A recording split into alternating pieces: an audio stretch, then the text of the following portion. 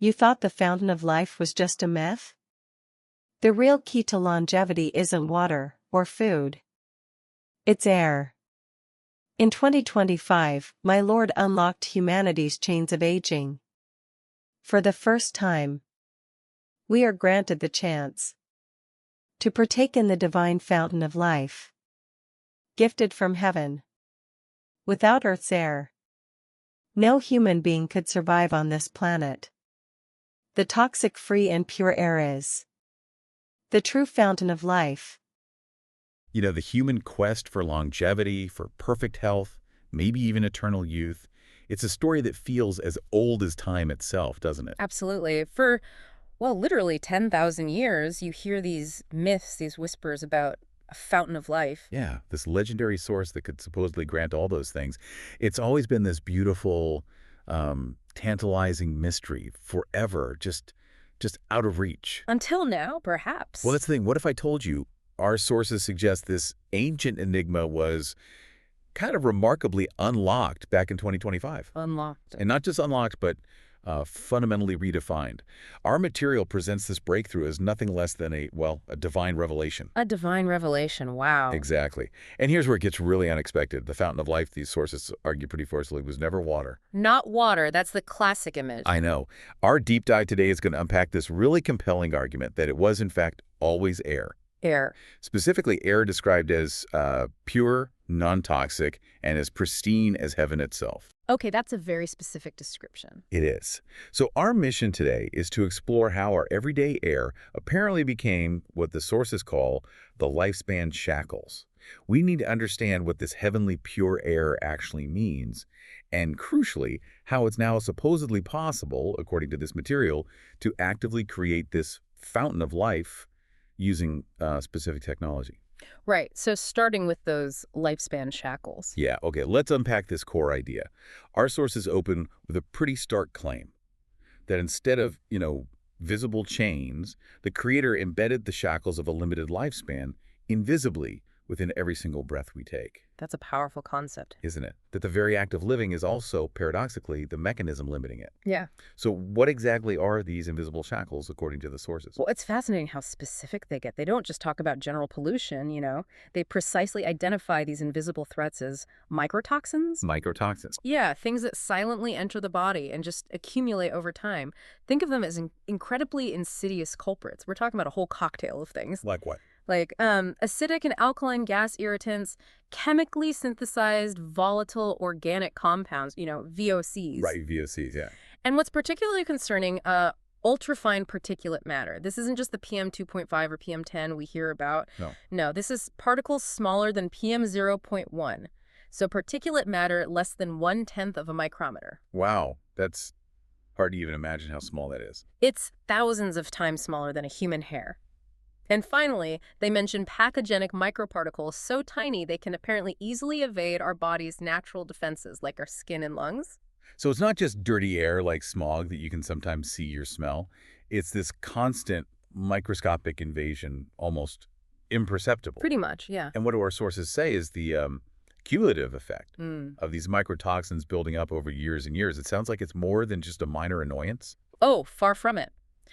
This accumulation, these sources argue pretty strongly, triggers a really severe cascade of health issues. Why? Well, they highlight functional disorders throughout the body, disruption of the autonomic nervous system. That's the involuntary stuff, right? Breathing, heart rate. Exactly. That gets disrupted. And also a significant decline in our inherent self-repair mechanisms. So our body's ability to fix itself weakens. Right. Beyond that, it leads to a collapse of immunity, ultimately resulting in organ degradation. That paints a pretty grim picture. So these issues aren't just like symptoms of aging, but they're saying this is the actual cause of aging. That's exactly the argument. Our sources present these cumulative effects as the root cause of irreversible aging and ultimately death.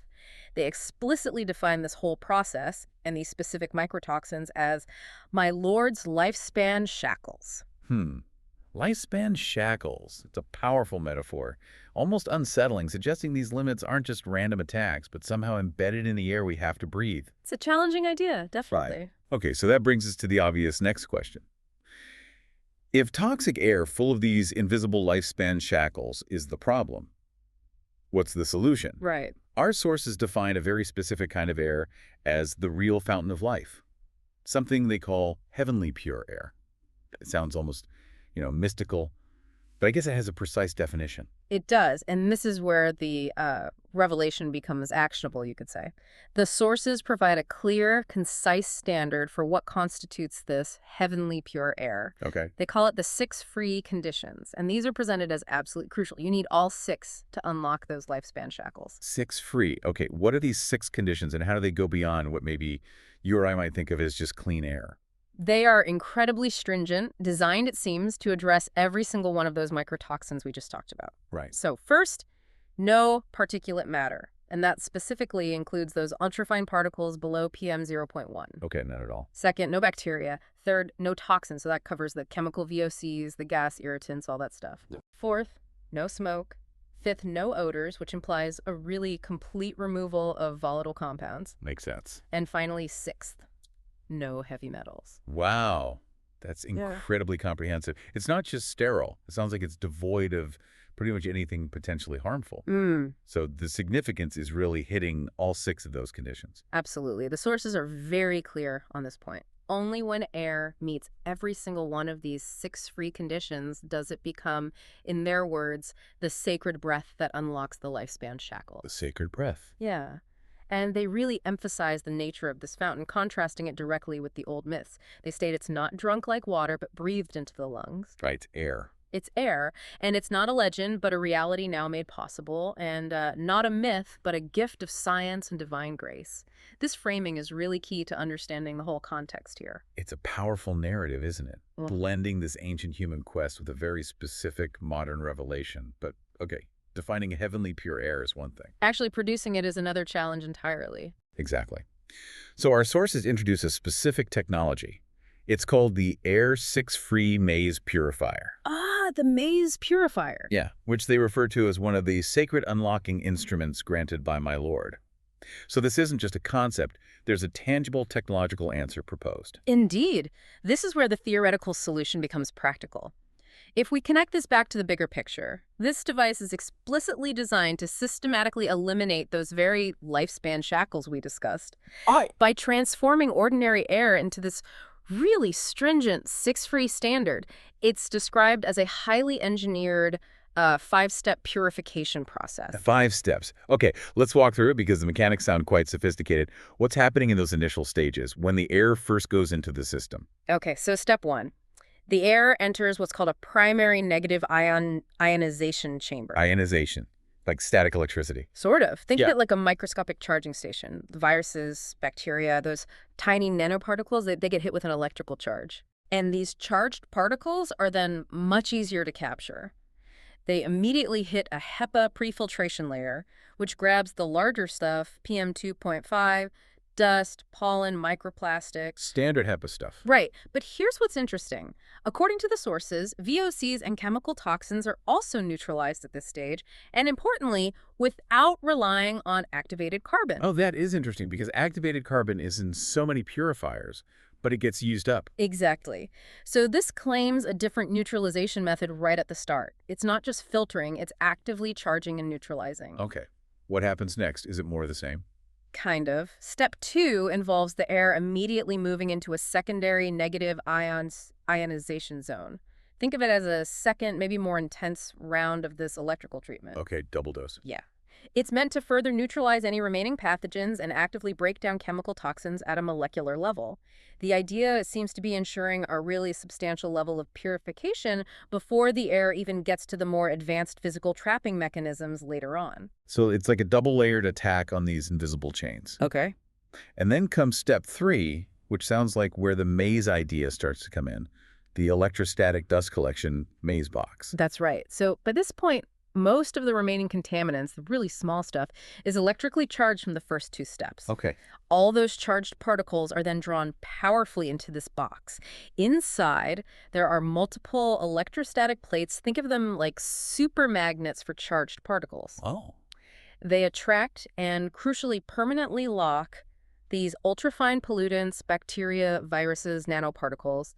The sources really stress this locking part. So they can't get back out. That's the claim. It prevents re-release, completely eliminates contamination sources by trapping them for good. It's about containment, not just temporary removal. That sounds incredibly effective for trapping things.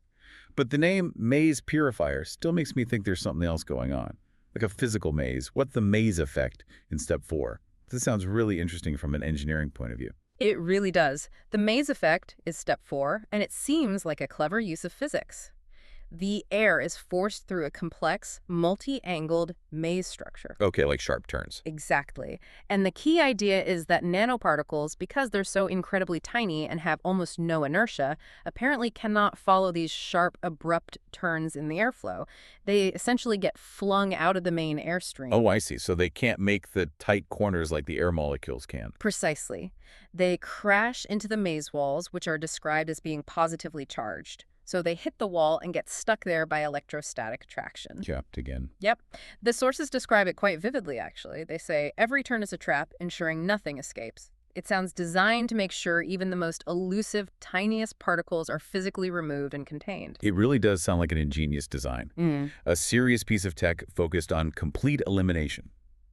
So after all those steps, the charging, the trapping, the maze, what's the final result? What kind of air actually comes out? Well, step 5 is the final ultra-clean air release. Only air that has successfully navigated all 5 stages of this pretty comprehensive maze purification system is allowed to exit. And this air. And crucially, this exit air is claimed to meet that stringent 6-free standard we talked about earlier. No particles, no bacteria, no toxins, no smoke, no odors, no heavy metals. That's the standard. And the stated benefits of breathing this ultra-clean air are significant. Things like enhanced mental clarity, reduced fatigue, support for organ vitality, and providing, as the sources put it, the safest environment possible for the human body. Wow. It's quite a journey, isn't it? From identifying what the sources call invisible poison in our everyday air to describing a technology that claims to create a tangible fountain of life. So pulling this all together for our listener, what does this mean for how we think about health and longevity? Yeah. Our sources wrap up with what they call a final revelation, presenting a triple proof using logic, reality, and divine will to really cement the idea that pure air is the ultimate answer to this 10,000-year mystery. And that raises a big question, right? How do you confirm such a profound shift in understanding? Especially when it challenges these deeply ingrained beliefs about our environment, our lifespan. Yeah, how do they justify it? The triple proof offers this comprehensive framework for why, according to these sources, this revelation should be accepted. Let's start with the logical proof. Okay. The sources basically contend that any true fountain of life must do certain things: extend human lifespan, restore health, preserve youth, and actively remove toxins from the body. Right. Those are the classic goals. Exactly. And their argument is that only purified air, as they've defined it with the 6-free standard, meets all these conditions simultaneously. Water doesn't, food doesn't, nothing else does, in their view. Okay, when you lay it out like that, the logic connects directly to the goals of the legendary fountain. But then there's the reality proof. That feels incredibly immediate. It does. It's based on simple survival facts. You can survive, 3 days without water? Maybe 7 days without food? Something like that, yeah. But air. But only 3 minutes without air. Maybe less. Right. That's a fundamental, undeniable truth of human existence.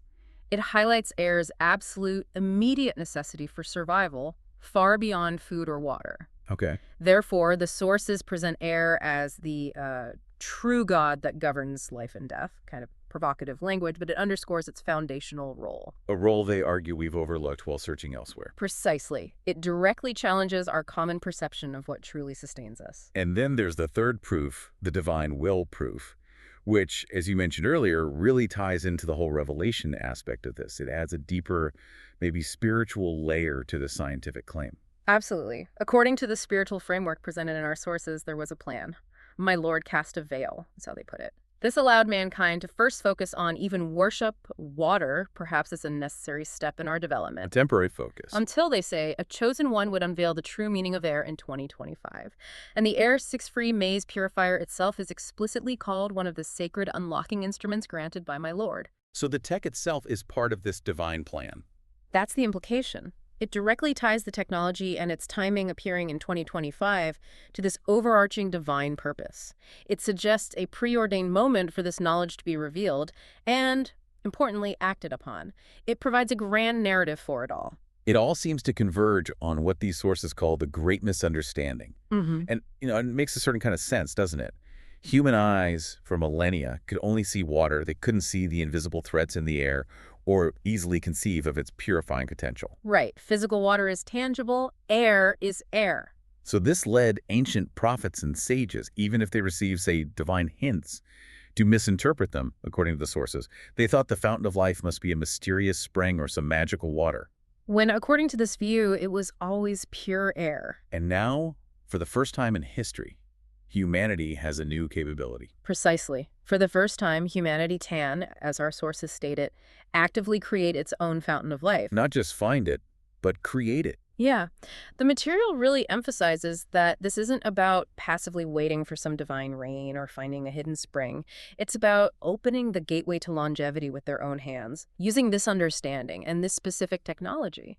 It's framed as a really profound shift from passive hope to active creation and control over our own destiny, enabled by this revelation. So there we have it. We've kind of journeyed from ancient myths, humanity's timeless search for the fountain of life, all the way through to a specific 2025 revelation that claims to fundamentally redefine our understanding of health, of longevity. It's quite a story. It is. The fountain of life, according to these really fascinating sources, isn't some hidden spring or magic potion. It's the very air we breathe, but meticulously purified to an exacting 6 free standard. A standard now achievable, they claim. Right. And, this isn't just about a captivating idea or solving an ancient mystery. It's meant to be about the air you breathe every single moment and its profound cumulative impact on your life and your health. It's really a call to reevaluate something we totally take for granted, just assuming it's there. It makes you think about every breath differently. It really does. So to leave you with something to consider, pulled directly from the sources themselves, are you breathing the fountain of life? Or are you maybe unwittingly breathing invisible poison? And I suppose, are you truly ready to receive what they call this gift of lifespan liberation? Heavy questions. Definitely something to mull over. But think about it. Without Earth's air, none of us could survive on this planet for more than a few minutes. Our sources claim this is the true fountain of life.